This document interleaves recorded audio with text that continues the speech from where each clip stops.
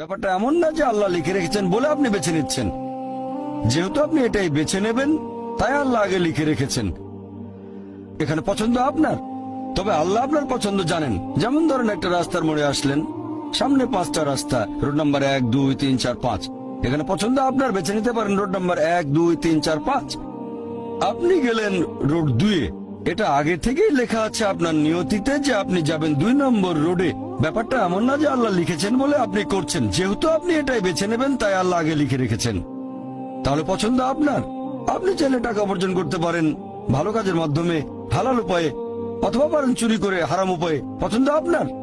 ধরেন চুরি করলেন, এটা আপনার সিদ্ধান্ত।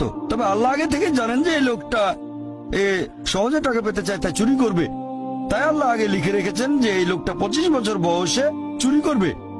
এখানে দোষটা কার? দোষ আসলে আপনার। তবে আল্লাহর আছে ইলমে গায়েব, তাই তিনি আগেই লিখে রেখেছেন।